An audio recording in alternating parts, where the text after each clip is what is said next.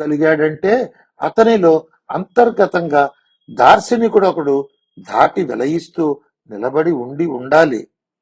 అవును, పోతన్న నికార్సైన దార్శనికుడే. ఆయన భాగవతాన్ని కేవలం రసపు పొంగుగా ఆస్వాదనం చేసి ఊరుకోలేదు.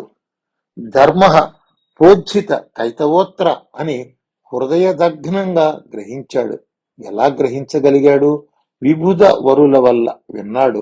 శ్రీధర్యాది వ్యాఖ్యానాలను పాఠంగా చదివే సంప్రదాయం ఆ రోజుల్లో ఉండేది. అలా విని సుఖానువాదానికి దిగలేదు. స్వయంగా తనలో తనే తన్నాడు. దానివల్ల అసలు తత్వం తెలియవచ్చింది. ఏమిటా అసలు తత్వం అంటే, భాగవతం అర్థం కావాలి అంటే భాగవతం ఒక్కటే చదివితే చాలదు. ఇతర పురాణాలు కూడా అధ్యయనం చేయాలి. అలా అధ్యయనం చేస్తుంటే మత్స్య పురాణంలో ఒక శ్లోకం తగులుతుంది. యత్రాధికృత్య గాయత్రి వర్ణ్యతే ధర్మ విస్తర వృత్రాసుర వధోపేతం తద్భాగవతమిష్యతే అని. గాయత్రి మంత్రాన్ని ఆధారం చేసుకుని ధర్మ విస్తరం వర్ణింపబడాలి. అది కాక వృత్రాసుర వధ కథ కూడా ఉండాలి.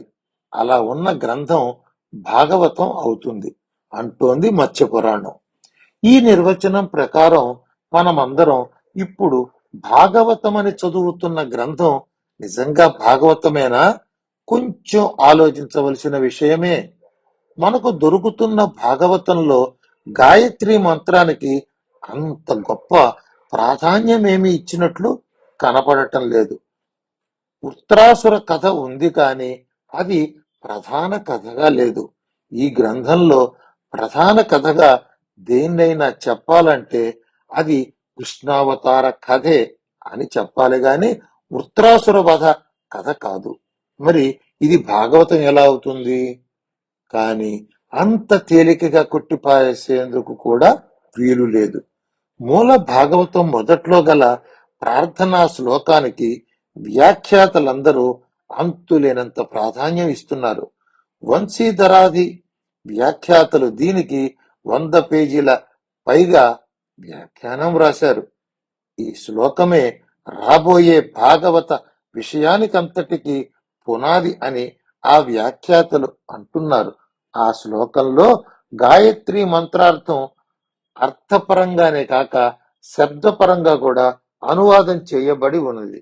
ఇక్కడ అనువాదం అంటే భాషాంతరీకరణం కాదు, మంత్రంలో ఉన్న దాన్ని అనుసరించి పలకటం అని అర్థం. అయితే పోతన్న కవి ఈ శ్లోకాన్ని అనువదించినట్లు లేదే. ఒకవేళ అనువదించిన తన సొంత ధోరణిలో అనుప్రాసల ప్రవాహంలో కొట్టుకుపోయాడే కాని మూల గ్రంథంలో ఉన్న తాత్విక భాషా శిరోవేదనను తన నెత్తికెత్తుకున్నట్లు లేదే. పైగా పోతన్న నిఖార్సైన కవి. కవికి ఈ సాంకేతిక పద విన్యాసాల గిరిడీలు కంటగింపు కావా?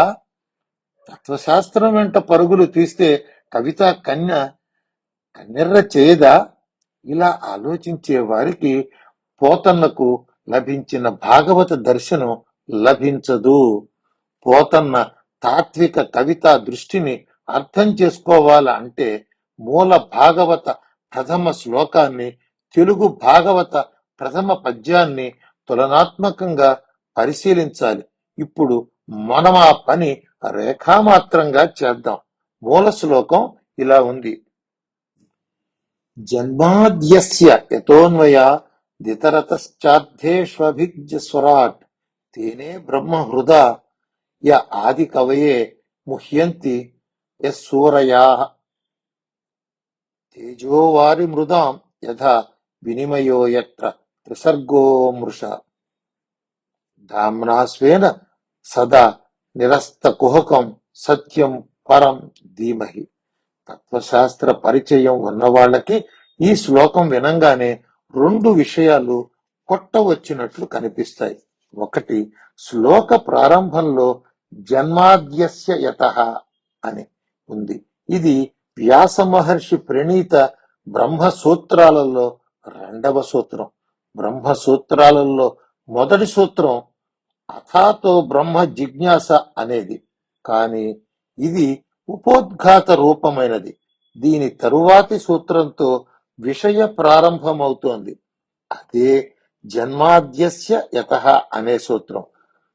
అస్య అనగా ఈ కనిపించే ప్రపంచానికి, జన్మాది అనగా సృష్టి స్థితి లయలు, యతః అనగా ఎవరి వల్ల కలుగుతున్నాయో అదే పరబ్రహ్మ అని సూత్రార్థం. ఈ సూత్రానికి సూత్రం అదే అర్థంలో ఈ శ్లోకంలో మొదటికి వచ్చి కూర్చుంది. ఇది ఒక అంశం. ఇక రెండవ అంశం ఏమిటంటే శ్లోకం చిట్ట చివర ఉన్న ధీమహి అనే పదం. ఇది గాయత్రి మంత్రానికి ప్రాణనాడి.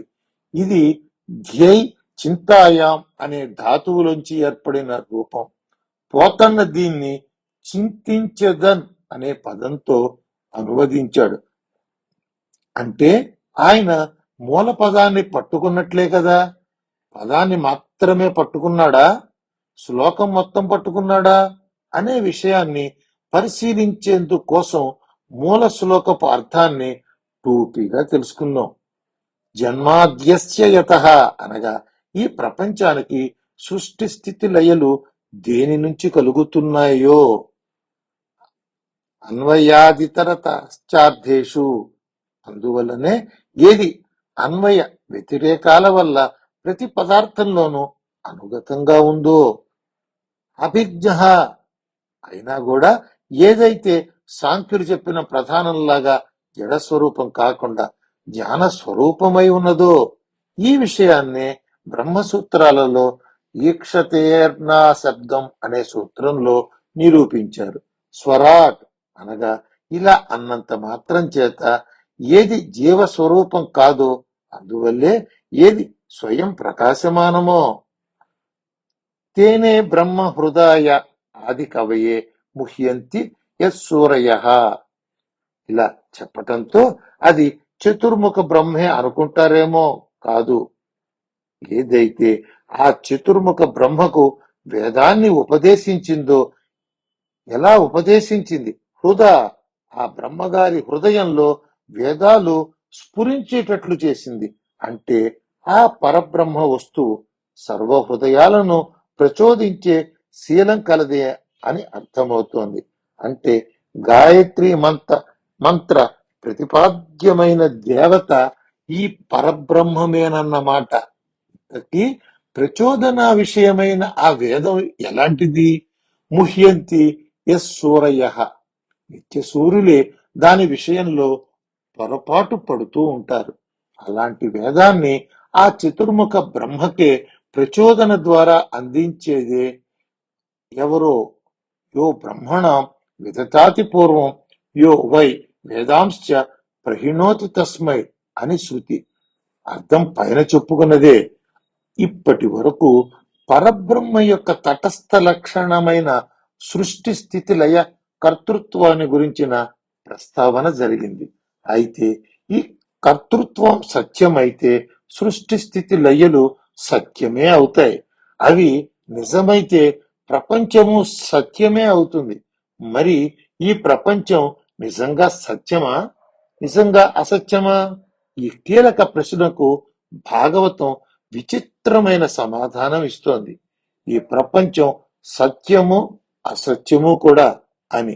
అదెలాగంటే ఎత్ర అనగా దేని సన్నిధిలో, తేజోవారి మృదాం వినిమయ యదా ఎత్ర త్రిసర్గో మృష వెలుగును చూసి నీరని అంటే ఎండమావి అని, నీటిని చూసి మట్టి అని అంటే గాజు పలక అని, ఇలా ఒకదాని స్థానంలో మరొకటి కనిపించినట్లుగా ఆ పరబ్రహ్మలో ఈ త్రిగుణ సృష్టికి అంతా సత్యంగాను అంటే అమృష, అసత్యంగాను అంటే మృష కూడా కనిపిస్తూ ఉంటుందో అదే పరబ్రహ్మ. ఎండ కిరణాలు ఎండమావి నదిగా కనిపించినప్పుడు ఒక దృష్టితో ఆ నది అసత్యం, ఇది స్పష్టమే. మరో దృష్టితో చూస్తే ఆ నదికి మూలమైన కిరణాలు సత్యమే కనుక ఆ నది సత్యమే అని కూడా చెప్పవచ్చు. ఈ రెండర్థాలను చెప్పేందుకోసమే మూలంలో ఎత్ర త్రిసర్గో మృష అనే చోట మృష అని అమృష అని పద విభాగానికి సావకాశం ఉండేలాగా పదప్రయోగం జరిగింది. ఇక మూల శ్లోకంలో పరబ్రహ్మ యొక్క స్వరూప లక్షణాన్ని చెప్పబోతున్నారు. ఏదైనా కొత్త వస్తువును గుర్తుపట్టేటట్లు చేయాలంటే ఆ వస్తువుకు గల లక్షణాలను వివరించాలి. లక్షణాలు రెండు రకాలు, తటస్థ లక్షణము, స్వరూప లక్షణము అని. తటస్థ లక్షణం అంటే ఆ వస్తువులో కొంతసేపు ఉండి కొంతసేపు లేకుండా పోయే లక్షణం. ఉదాహరణకు ఈ ఉపన్యాసకులలో కుప్ప కృష్ణమూర్తి ఎవరు అని అడిగారు. ఆ ఎర్ర శాలువా వేసుకొచ్చిన ఆయనే అని సమాధానం చెప్పారు. ఆయనతో మాట్లాడదామని ఇంటికి వెళ్ళారు. అక్కడ ఆయన కొల్లాయి కట్టుకుని కనిపించాడు.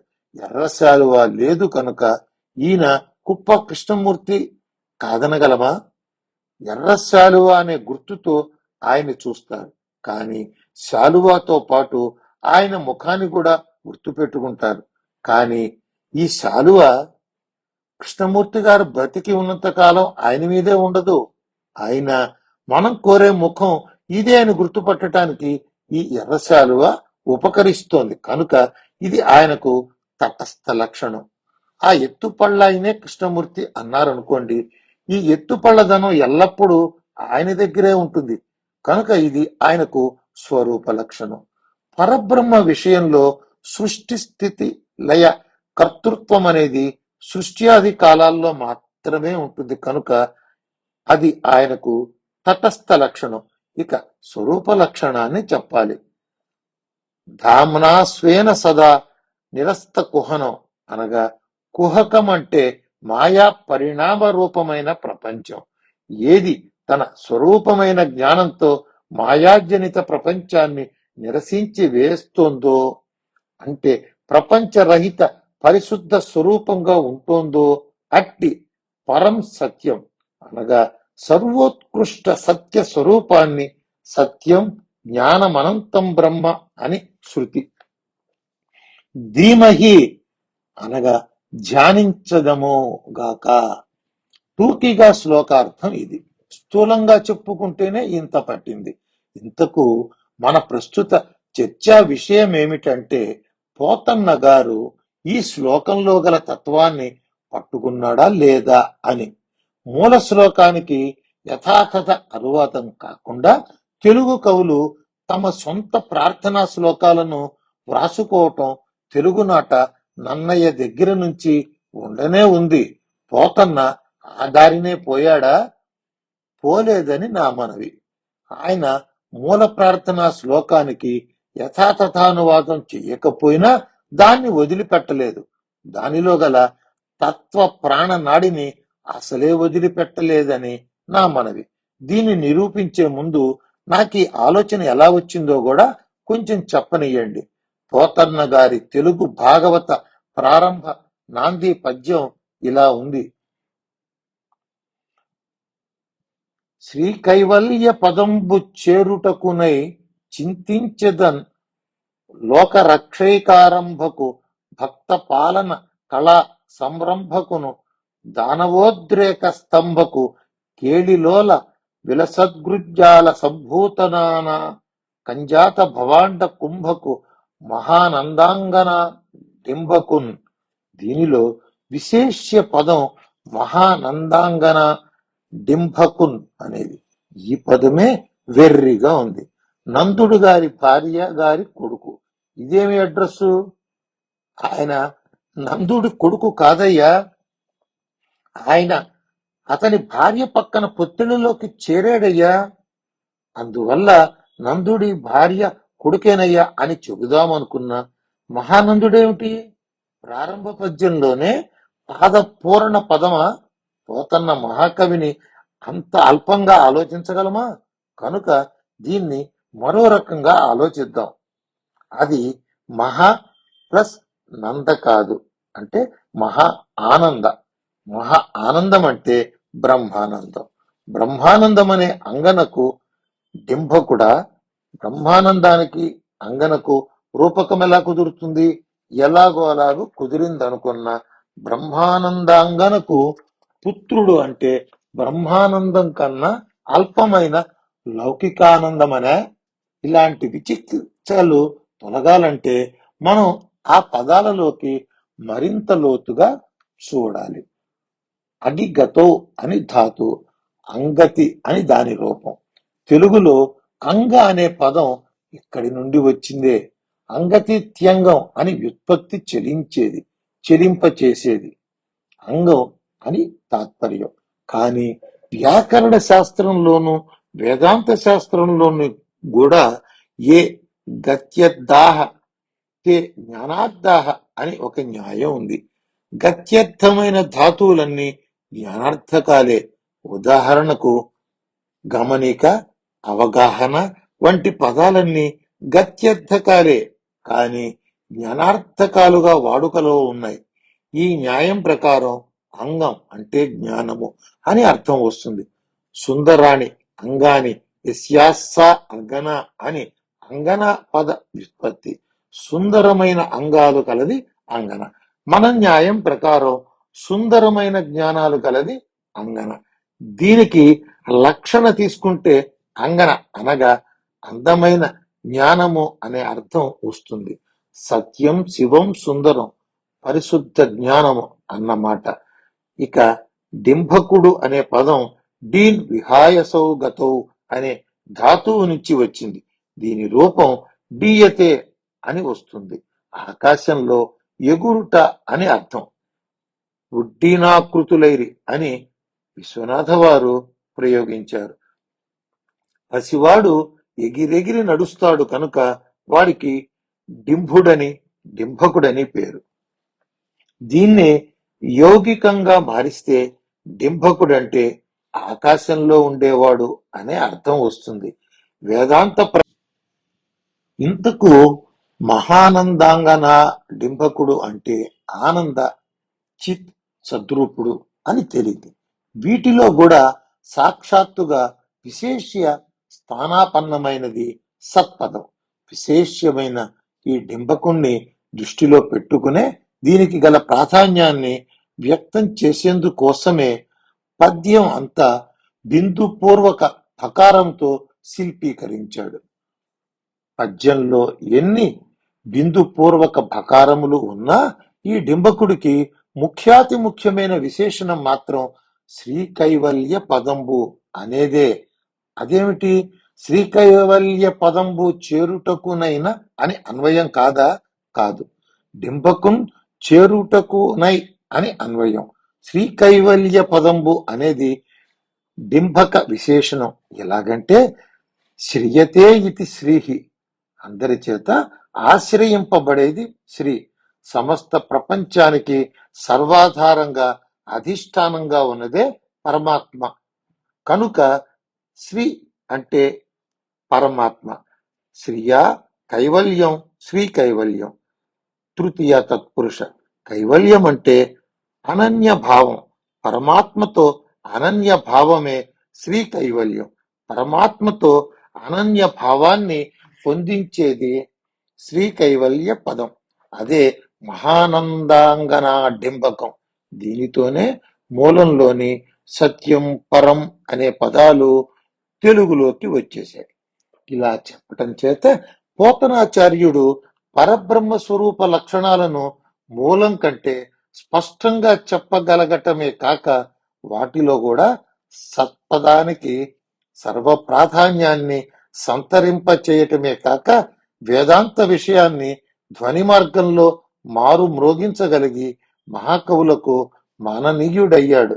ఇందాకనే మనవి చేసినట్లుగా మూల శ్లోకంలో ప్రాణనాడులలో ఒకటైన ధీమహి పదాన్ని ఈయన ధ్యై చింతాయాం అనే ధాత్వర్థానుసారంగా చింతించదన్ అని అనువదించి మూలకారుడి ప్రాణాలు నిలబెట్టాడు. ఇక మూలకారుడి మరో ప్రాణనాడి జన్మాద్యస్య యతః అని చెప్పుకున్నాం. ఇది ఏమి చేసినా తెలుగులోకి రాదు. అందువల్ల కవి ఆ దారి వదిలేసి కేళిలోల విలసద్గృజ్జాల సంభూత నానా కంజాత భవాండ కుంభకుడు అని సృష్టి కర్తృత్వాన్ని కవితా సుందరంగా పరామర్శించి ఉపలక్షణ ప్రక్రియతో వేదాంతులకు చక్కిలిగింతలు పెట్టేశాడు. ఇక మూలంలో అన్వయాది తరతాశ్చార్దేశు అనే విశేషణం ఉంది. దీనిలో అన్వయ వ్యతిరేకాల ప్రసక్తి ఉంది. దీన్ని కొంచెం మార్చి భక్త పాలన కళా సంరంభకున్ దానవోద్రేక స్తంభకు అంటూ మరో రకపు అన్వయ వ్యతిరేకాలను చూపించాడు. తేనే బ్రహ్మ హృదయ ఆది కవయే మహ్యంతి యత్ సూరయ అనే మొత్తాన్ని సంగ్రహించి లోక రక్షైకారంభకు అనేశాడు. ఇక తేజోవారి మృదం యథా వినిమయో యత్ర త్రిసర్గోసృష అనే మొత్తాన్ని ఇంచుమించు ఎత్తేసి కైవల్యం అనే పదంలో ఇరికించేశాడు. ధామ్నా స్వేన సదా నిరస్త కుహకం అనేదాన్ని కూడా అక్కడే సర్దేసుకోమన్నాడు.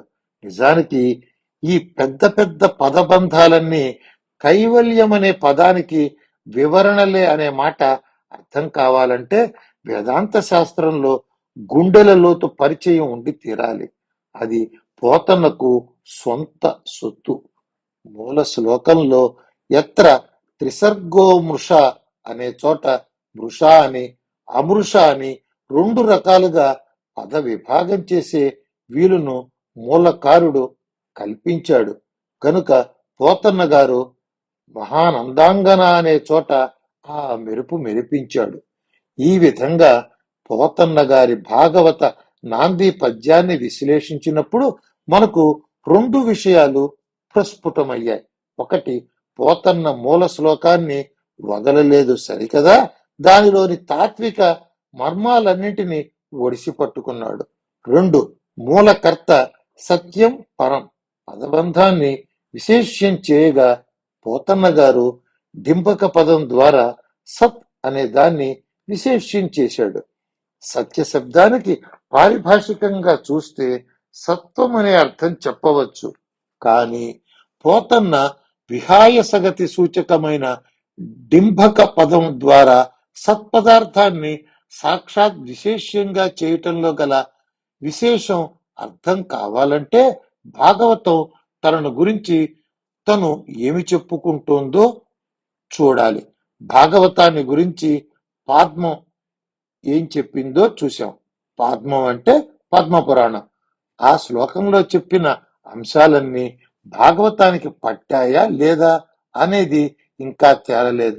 అది తేలటం కోసమే భాగవతం తన గురించి తను ఏమి చెప్పుకుంటుందో అది కూడా చూద్దాం. ప్రథమ స్కందంలో ఉపోద్ఘాత ఘట్టంలో ఇలా ఉంది: అనర్థోపశమం సాక్షాత్ భక్తి యోగ పదోక్షజే లోకస్యాజానతో విద్వాన్ చక్రే సాత్వత సంహితాం అని. లోకంలో గల అనర్థాలను సూటిగా తొలగించేది శ్రీహరిపై భక్తి యోగం మాత్రమే. కాని లోకులకు ఇది తెలియదు. వ్యాసుడికి తెలుసు. తెలిసిన వ్యాసుడు ఈ సాత్వత సంహితను వ్రాశాడు. ఇది శ్లోకార్థం. ఈ శ్లోకంలో మిగిలిన పదాలు ఎంతో కొంత తెలిసినట్లే ఉన్నాయి. కానీ సాత్వత అంటే ఏమీ తెలియటం లేదు. పూర్తిగా కొత్త పదంగా ఉంది. కానీ భాగవతం తనను తాను సాత్వత గ్రంథము అని పిలుచుకుంటోంది. సంహిత అంటే వేదతుల్యమైన గ్రంథం. భాగవతంలోనే ఈ పదం ప్రచురంగా ఉపయోగించబడిన పదం కాదు. ఒక చోట తస్మాదేకేన మనసా భగవాన్ సాత్వతాం పతి శ్రోతవ్య కీర్తితవ్యశ్చ ధ్యేయ పూజ్యస్య నిత్యశః అంది భాగవతమే. సాత్వతాం పతి అయిన ఆ భగవంతుణ్ణి ఏకాగ్రమైన మనస్సుతో నిత్యము వినాలి, కీర్తించాలి, ధ్యానించాలి, పూజించాలి అని శ్లోక తాత్పర్యం. ఈ శ్లోకంలో భగవంతుణ్ణి సాత్వతాం పతి అంటున్నారు. అంటే సాత్వాన్, సాత్వంతౌ, సాత్వంతః అని ధీమత్ శబ్దంలాగా శబ్దం చెబుతున్నారు. కాగా తకారాంతమైన సాత్వత్ శబ్దానికి సాత్వన్మతానుయాయి అని అర్థం చెప్పుకోవాలా? ఇందాక సాత్వత సంహిత అనే చోట సాత్వత శబ్దాన్ని అకారాంతంగా వాడారు. అది ఇది ఒకటేనా వేరా? భాగవతంలో 2వ స్కందంలో శ్రియ పతిర్యజ్ఞపతి ప్రజాపతి ధియాంపతి లోకపతి ధరాపతి పతి గతిశ్చాందక వృష్ణి సాత్వతాం ప్రసీదతాం మే భగవాన్ సతాం గతి అనే శ్లోకం ఉంది. దీనికి పోతన్న గారు శ్రీపతియు యజ్ఞపతియు ప్రజాపతియున్ బుద్ధిపతియు జగతధిపతియున్ భూపతియు యాదవ శ్రేణీపతియున్ గతియునైన నిపుణు భజింతున్ అని మక్కీగా అనువాదం చేస్తూ కూడా సాత్వతాం అనే పదాన్ని వదిలేశాడు. ఇదే పదం మహాభారతంలో విష్ణు సహస్రనామాల్లో వచ్చింది. సోమపోమృత తపస్సోమ పురుజిత్ పురుషత్తమ వినయో జయ సంత్య సంధో దాశార్హ సాత్వతాం పతి అని శంకర భాష్యంలో ఈ పదాన్ని గురించి ఇలా వ్యాఖ్యానించారు. సాత్వతం నామతంత్రం, ఇక్కడ అకారాంత పదం. తత్కరోతి తదా చష్టే ఇతి నిజి కృతే క్విప్ ప్రత్యయేణి లోపేచ కృతే పదం సాత్వత్ తకారాంతం తేషాం పతి యోగక్షేమకర ఇది సాత్వతాం పతి అని. సాత్వతం అనేది ఒక శాస్త్రం, ఇది అకారాంత పదం. దీని మీది నుంచి చాంతాడంత వ్యాకరణ ప్రక్రియ చేస్తే ఆ శాస్త్రాన్ని అనుసరించేవాడు అనే అర్థంలో సాత్వత్ అనే తకారాంత రూపం ఏర్పడుతుంది. వాళ్లకు యోగక్షేమాలను కలిగించేవాడు సాత్వతాం పతి అన్నారు శంకరులు. దీనివల్ల అకారాంత తకారాంత శబ్దాల స్వరూపం తెలిసింది గాని ఆ సాత్వత శాస్త్ర స్వరూపం ఏమిటో కొంచెం కూడా తెలియలేదు.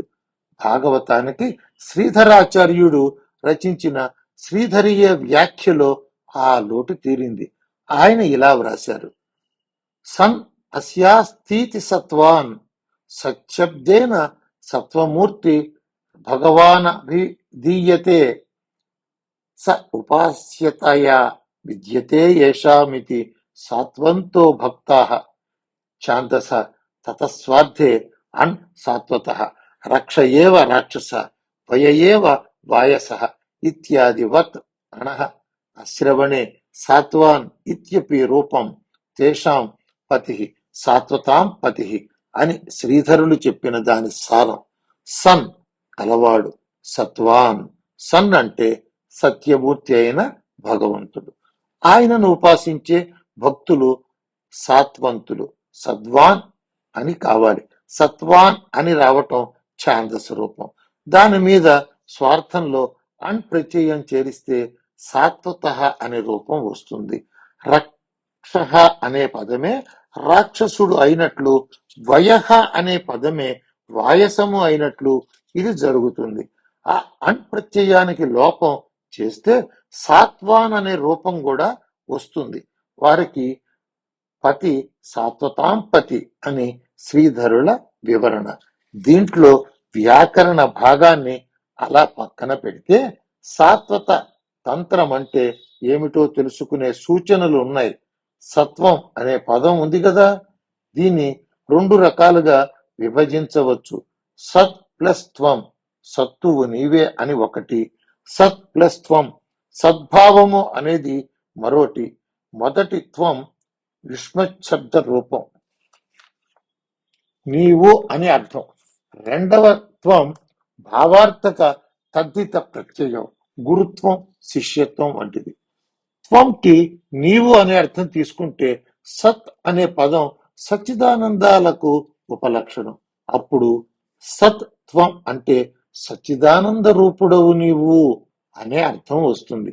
త్వంని భావార్థక తద్దిత ప్రత్యయంగా తీసుకుంటే సత్వం అనే పదానికి ఉనికి లేక పరమాత్మ, పరమేశ్వరుడు అనే అర్థాలు వస్తాయి. అయితే శ్రీధరులు సన్ అస్యాస్థితి సత్వాన్ అన్నారు కదా. ఇక్కడ సన్ అంటే ఏమిటి?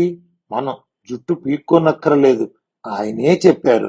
సచ్చబ్దేన సత్వమూర్తి భగవాన్ అభిధీయతే అన్నారు. సన్ అంటే సత్వమూర్తి అన్నారు. సత్వమూర్తి అంటే సత్వగుణమే ఆకారంగా గలవాడు. గుణం ఆకారం అవుతుందా? కాదు. కనుక మూర్తి అనే పదానికి ఉపాధి లేక ఉపలబ్ధి స్థానం అని చెప్పుకోవాలి. రెండర్థాలు చెప్పుకోవటం ఎందుకు? ఉన్నాయి గనక చెప్పుకోవాలి. అంతేకాదు రెండు కలిసి ఒక కొత్త అర్థాన్ని కూడా ఇవ్వగలవు గనుక చెప్పుకోవాలి. ఏమిటా కొత్త అర్థం?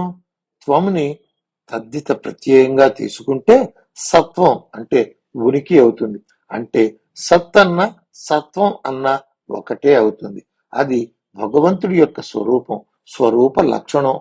సత్ ఆయన యొక్క ఉపలబ్ధి స్థానం అని చెబితే సత్వం అనగా సత్వగుణం ఆయనను పొందే మార్గమని చెప్పినట్లవుతుంది. ఇదే శ్రీధర వ్యాఖ్యలో ఉన్న కిటుకు. ఇదే సాత్వత సిద్ధాంతానికి ప్రాణనాడి. అంటే ఇదే సాత్వత మత సారం. గాయత్రి మంత్ర ప్రతిపాద్యమైన దేవత సద్రూపమే కనుక సాత్వత తంత్రం గాయత్రి మంత్రాన్ని ఆధారం చేసుకుని విస్తరించేదే. అందుకే మత్స్య పురాణం సాత్వత పదాన్ని మనసులలో పెట్టుకుని బయటకు యత్రాధికృత్య గాయత్రీం అంటోంది. కనుక భాగవతానికి ఈ లక్షణం పూర్తిగా పట్టినట్లే. ఇంతకు సాత్వత మతంలో సాధకుడు సాధించవలసింది దేన్ని? సత్తుకు వ్యతిరేకమైన దానిపై జయాన్ని సాధించాలి. సత్ అనేది సర్వవ్యాపి అయిన సత్త అయితే దానికి వ్యతిరేకమైనది ఏమి ఉండగలదు? ఒకే ఒకటి ఉండగలదు. దాని పేరే ఆవరణ. అదే వృత్తం. దాని సంహారమే వృత్రాసుర వధ. సాత్వతుల సాధనలో ఇది ముఖ్యాతి ముఖ్యం. అందుకే మత్స్య పురాణం వృత్రాసుర వధోపేతం అంటోంది. అది ఈ భాగవతంలో ఉంది. ఏమి ఉండటం? ఆ కథ ప్రధాన కథగా లేదని ఇందాకనే చెప్పుకున్నాం కదా. చెప్పుకున్నాం. కానీ వృత్ర అంటే ఏమిటో తెలియనప్పుడు చెప్పుకున్నాం. ఇప్పుడేమి తెలిసింది? వృత్తం అంటే సత్తును ఆవరించేది అని తెలిసింది. సత్తును ఆవరించగలిగేది మోహం ఒక్కటే. కనుక మోహమే వృత్రమని తెలిసింది. మోహ జయాన్ని గురించిన ప్రస్తావన ఈ భాగవతంలో అడుగడుగునా ఉంది. నిజానికి ఈ భాగవతానికి నాయకుడు సద్రూపుడైన పరమాత్మ అయితే ప్రతి నాయకుడు మోహాత్మకుడైన వృత్తుడే. ఆ దృష్టితో ఈ భాగవతంలో ప్రధాన కథ వృత్రాసుర సంహారమే. అంటే మోహాసుర సంహారమే. భాగవత కర్త మాటి మాటికి భక్తి ప్రచారం చేస్తున్నానని ప్రకటించుకుంటూ ఉంటాడు. కానీ పదే పదే ఆయన చేసేది మాత్రం సద్రూప సర్వవ్యాపి పరమాత్మను ప్రతిపాదిస్తూ తదావరకమైన మోహాన్ని తత్కార్యమైన కర్మను నిరసిస్తూ ఉంటాడు. దీనినే ఆయన భక్తి అని పేరు పెట్టాడు. ఇదే అసలైన భక్తి అని సప్రమాణంగా నిరూపించాడు. భాగవతం అంతా దీనికి ఉదాహరణే. కానీ ప్రస్ఫుటమైన ఉదాహరణ కావాలంటే భక్తి రసఘట్టంగా ప్రసిద్ధి పొందిన ప్రహ్లాద చరిత్ర తీసుకోవచ్చు. హిరణ్యకశిపుడు ప్రహ్లాదుణ్ణి మొట్టమొదటిసారిగా గురుకుల నుంచి పిలిపించినప్పుడు నీకేది బాగా వచ్చో చెప్పరా అన్నాడు. వచ్చా, నీకెయ్యది భద్రం వయ్యడు అన్నాడు. భక్త శిఖామణి అమాయక బాలుడు అయిన ప్రహ్లాదుడి నోటి వెంట తన తత్వ రహస్యం దాపరికం లేకుండా బయటికి వచ్చేసింది. తత్సాధుమన్యే సురవర్య దేహినాం సదా సముద్విగ్నధియా మసద్గ్రహాత్ హిత్వాత్మపాతం గృహామంధకోపం వనంగతో యద్ధరిమాశ్రయేత. తెలుగు: ఎల్ల శరీరధారులకు ఇళ్లను చీకటి నూతి లోపలన్ ద్రెళ్ళక వారు మేమను మతిభ్రమణంబున భిన్నులై ప్రవర్తిల్లక సర్వమున్నతని దివ్య కళామయమంచు విష్ణునందుల్లము చేర్చి తారడవి నుండుట మేలు నిశాచరాగ్రణి. మూలంలో ఉన్న అసద్గ్రహాత్ అనే పదాన్ని పోతన గారు వారు మేమను మతి భ్రమణమున భిన్నులై ప్రవర్తిల్లక అని అనువదించటాన్ని గమనించండి. ఈ మతి భ్రమణం పేరే మోహం. ఇదే వృత్రం. ఈ మోహా విషయాన్నే గజేంద్ర మోక్షంలో పోతన్న గారు మూలాన్ని మించి జీవన సత్యాల మలయంగా ఎలా గుప్పించాడో చూడండి. ఊహ కలంగి జీవనపు టోలమునన్ పడిపోరుచున్ మహా మోహలతానిబద్ధ పదమున్ విడిపించుకొనంగ లేక సందేహమునందు దేహి క్రియ దీనదశన్ గజముండే భీకర గ్రాహ దురంత దంత పరిఘట్టిత పాద కురాగ్రశల్యమై. దీనిలో మోహపదాన్ని వాచ్యపరచి వెనుక చెప్పిన అసద్గ్రహాన్ని భీకర గ్రాహంగా వ్యంగీకరించటాన్ని గమనించండి. కుంతి స్థుతిలో కుంతి నోట మోహ విచ్ఛేదం మాట సూటిగా చెప్పించారు చూడండి. యాదవులందు పాండవుల యందు నధీశ్వర నాకు మోహ విచ్ఛేదము చేయుమయ్యా. ఘనసింధువు చేరెడు గంగ భంగి నీ పాద సరోజ చింతనము పై అనిశంభు మదీయ బుద్ధి అత్యాదర వృత్తితో గదియునట్లుగా చేయుగదయ్య ఈశ్వర. అసలింత దాకా ఎందుకు? ప్రథమ స్కందంలో ఉపోద్ఘాత ఘట్టంలోనే వ్యాసుడికి నారదుడు చేసే బోధలో ఏమన్నాడో చూడండి. ఎరిగెడివాడు కర్మ చెయ్యమెల్లను మాని హరి స్వరూపమున్ నెరయ నెరింగి అవ్వలన నేరుపు చూపు గుణానురక్తుడై తెరకువ్వలేక కృమ్మరుచు దేహ ధనాద్యభిలాషయుక్తుడై ఎరుగని వానికి తెలియనీశ్వరలీల లిరుంగ చెప్పవే. దీంట్లో కర్మయ్య మెల్లను మాని నేరుపు చూపుట తెరకువ లేక ఎరుగనివాడు అనే పదగుచ్చాలను చూడండి. తెరకువ అంటే వివేకం, అది లేకపోవటమే వృత్రం. దీన్ని సంహారోపాయమే కర్మ చెయ్యమెల్లను మానటం. దీన్నే ప్రహ్లాదుడు కానని వాని నూతగొని కానని వాడు విశిష్ట వస్తువులు కానని భంగి కర్మముల గైకొని కొందరు కర్మబద్ధులై కానరు విష్ణు కొందరటుగందు రకించన వైష్ణవాంఘ్రి సంస్థానర జోభిషిక్తులగు సంహృత కర్ములు దానవేశ్వర అని స్పష్టతరం చేశాడు. వైష్ణవాంఘ్రి సంస్థాన రజోభిషిక్తత్వం అన్నా భక్తి అన్నా ఒకటే అని గ్రహించటం సులభమే. కాని భక్తి అంటే సంహృత కర్మత్వమే అని గ్రహించటానికి మాత్రం భాగవత తత్వావగాహన కావాలి. కర్మ సంహారమన్నా వృత్ర సంహారమన్నా ఒకటే అని గ్రహించటానికి కొంత లోచూపు కూడా కావాలి. ఈ కర్మ సంహార రూపమైన వృత్ర సంహారానికి సాత్వత మతం చూపే ఉపాయం ఏమిటి? ఇందాక ఆ ప్రసక్తి వచ్చింది. సత్వమే ఆయనను పొందే ఉపాయం అని చెప్పుకున్నాం. సత్వం అనే పదానికి రెండు అర్థాలు ఉన్నాయని కూడా చెప్పుకున్నాం. వాటిలో ప్రధాన అర్థం ఉనికి, సత్వం, సత్తా, సర్వవ్యాపిత్వం అని కూడా ప్రస్తావించుకొని ఉన్నాం. మనం ప్రస్తావించుకోవటం సరే, ప్రహ్లాదుడే ప్రస్తావించాడు చూడండి. ధనుజ భుజగ యక్ష దైత్య మృగాభీర సుందరీ విహంగ శూద్ర శబరులైన పాపజీవులైన ముక్తికి పోదురు అఖిల జగము విష్ణువనుచు తలచి. విష్ణువంటే ఎవరు? శంఖచక్రధారి అని చెప్పడం లేదు. అఖిల జగము విష్ణువే అంటున్నాడు. ఎత్ర త్రిసర్గోమృష అనే మాటనే రూపం మార్చి ఇలా అంటున్నాడు. దీన్నే గజేంద్ర మోక్షంలో మరింత సొగసుగా అన్నాడు. ఒక పరి జగముల వెలినిడి ఒక పరి లోపలికి గొనుచు ఉభయము తానై సకలార్థ సాక్షియగు అయ్య కలంకుని ఆత్మమూలు నర్తి తలంతున్. మూలంలో క్వచిద్విభాతం క్వచ తత్తిరోహితం అని ఉన్న దానిని కందంలో మొదటి 2 పాదాలుగా దిద్దాడు పోతన్న. ఇక్కడే అందం పెంచాడు. ఈ ప్రపంచం ఒకసారి కనిపిస్తుంది, ఒకసారి కనిపించదు. కనిపించనప్పుడు ఎక్కడికి పోతుంది? ఆయనలోకే పోతుంది.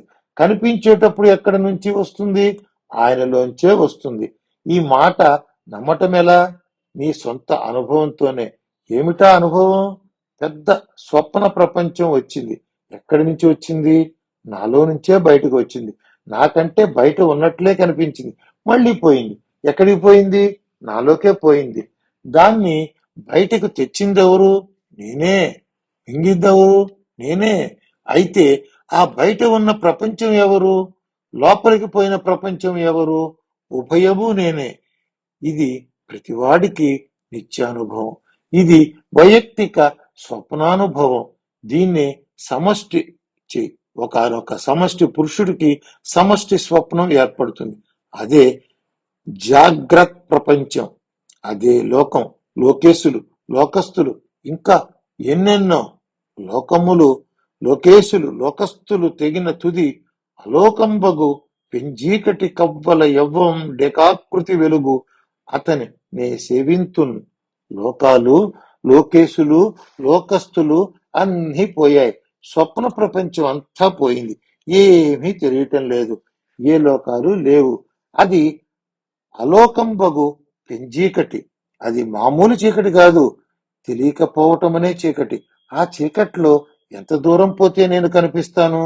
ఎంత దూరం పోయినా కనిపించను. ఆ చీకటిని ఏకమొత్తంగా దాటి ఆవలకు పోతే నాకు నేను కనిపిస్తాను.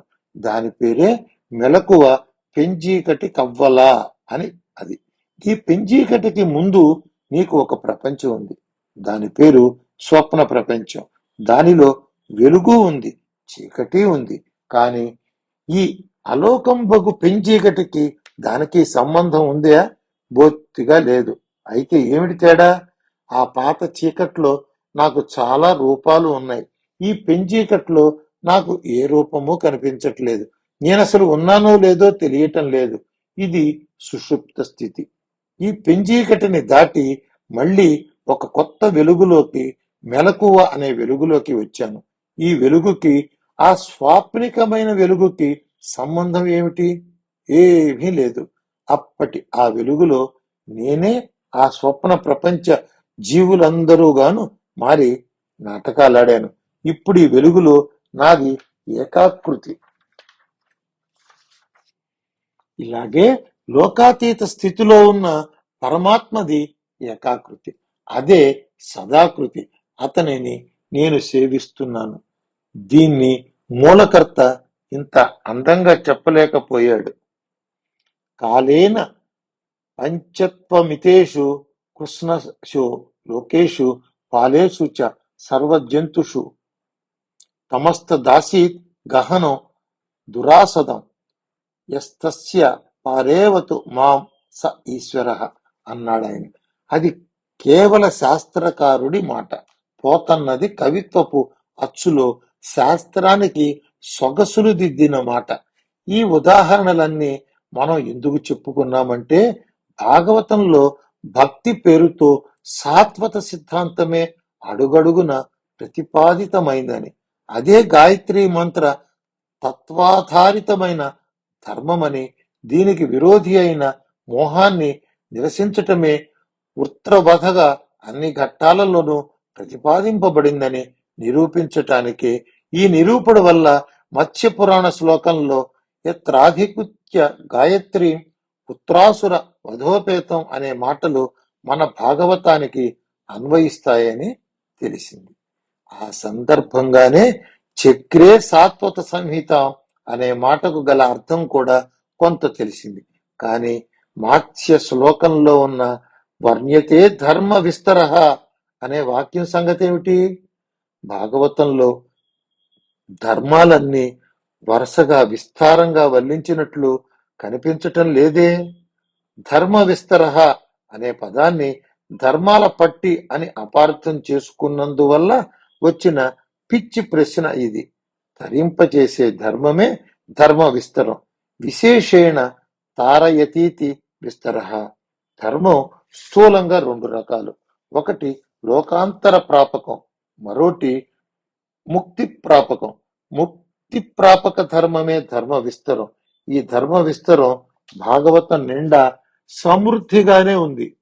భాగవత ప్రారంభంలోనే ఇలా ఉంది: ధర్మ ప్రాజ్జిత కైతవోత్ర పరమో నిర్మత్సరాణాం సతాం వేద్యం వాస్తవ మత్ర వస్తు శివదం తాపత్రయోన్మీలకం శ్రీమద్భాగవతే మహామునికృతే కిం వా పరైరీశ్వరః సద్యో హృద్యవరుధ్యతే సుకృతిభిః శుశ్రూషుభిః సక్షణాత్. ఇక్కడ ఈ భాగవతంలో మోసం లేని పరమ ధర్మము తాపత్రయాలను తొలగించే మంగళప్రదమైన సత్య వస్తువు ఈ రెండూ ఉన్నాయి. కానీ అవి మాత్సర్యం లేని సత్పురుషులకు మాత్రమే కనిపిస్తాయి, అంటే ఉపకరిస్తాయి. తక్కిన వాటి మాటలు ఎందుకండి? మహామునికృతమైన శ్రీమద్ భాగవతంలో సరిగ్గా వినే శ్రోతలకు పరమేశ్వరుడు అప్పటికప్పుడే హృదయంలో నిలబడిపోతాడు అని వ్యాస భగవానుడే ప్రతిజ్ఞ చేస్తున్నాడు. మత్స్య పురాణంలో ధర్మ విస్తరహ అనే దాన్నే ఈ శ్లోకంలో ధర్మ ప్రోజ్జిత కైతవ పరమః అన్నాడు. అదేమిటో సందేహం కలగకుండా వారే వివరించారు. శివదం తాపత్రయోన్మీలకం వాస్తవం వస్తు అని. దీన్నే మత్స్య పురాణంలో యత్రాధికృత్య గాయత్రి అనే పదాలతో ప్రస్తావించారు. ఈ వాస్తవ వస్తువే సాత్వతాంపతి ఆయనను ప్రతిపాదిస్తోంది. కనుకే ఈ గ్రంథం సాత్వత సంహిత. ఈ లక్షణాలన్నీ మన భాగవతానికి నిస్సందేహంగా అన్వయిస్తాయి. ఈ విషయాలను పూర్తిగా గుర్తించినవాడు పోతన మహాకవి, పోతనాచార్యుడు, పోతన సద్గురువు. అందుచేతనే ఆయన స్వానుభూతి మాత్రపరుడైన భక్తి భావ కవిగా కాని, భక్త్యావేశ పరవశుడైన పరతంత్ర కవిగా గాని, రసావేశ లోలుడైన రసిక కవిగా గాని, భక్తిగాన తత్పరుడైన వాగ్గేయకార కవిగా గాని మిగిలిపోక పరిపూర్ణమైన తాత్విక ప్రజ్ఞ కలిగిన దార్శనిక కవిగా మిలమిల మెరిసిపోతున్నాడు. అందువల్లే ఆయన గారి భక్తిమయ కవిత తరతరాలకు సందేశాలందించే గనిగా మిగిలిపోతోంది. మధ్యయుగంలో భక్త కవులందరూ తారకల లాగా మెరిసిన పోతన్న వారందరిలోనూ మధ్యందిన మార్తాండ మండలంలాగా వెలిగిపోతున్నాడు. అందుకే ఆయన చేసిన భాగవతానువాదం కేవల పురాణ మాత్రంగా మిగిలిపోవకుండా సిసలైన సాత్వత సంహితగా మిరుమిట్లు గొలుపుతోంది. పూర్వ కవి స్తుతితో పాటు భావి కవి అభినందనం కూడా చేసిన సాధుతానిధి పోతన్న. భక్తి కవితా మార్గంలో ఆయన సాధించిన స్థానానికి పోటీ పడగల కవి ఆయన యుగంలో మాత్రమే కాదు, నన్నయ్య నుంచి నేటి దాకా పుట్టనే లేదు. అందుకే పోతన్న కవి మహర్షిని ఇలా సంభావిస్తున్నాను నాలో నేనే. యస్మిన్ మిలిత్వా శశి సూర్యతుల్యం కవిత్వ శాస్త్రిత్వయుగం విచిత్రం అజృంభయ భాగవతాఖ్య అరకం తం పోతనం మాంత్రిక మానతోస్మి. కవిత్వం ఒక చందమామ, శాస్త్రిత్వం ఒక మార్తాండ మండలం. ఈ రెండు ఆయనలో కలిశాయి. చంద్ర సూర్యులు కలిస్తే అమావాస్య రావాలి, కానీ విచిత్రంగా ఆ రెండు కలిసి భాగవతం అనే పండు పొన్నమిని పొంగించాయి. అలా ఆ రెంటిని విచిత్రంగా కలిపిన మాంత్రికుడే పోతనాచార్యుడు, పోతన కవి, పోతనాచార్య కవి. ఆయనకి నమస్కరిస్తున్నాను.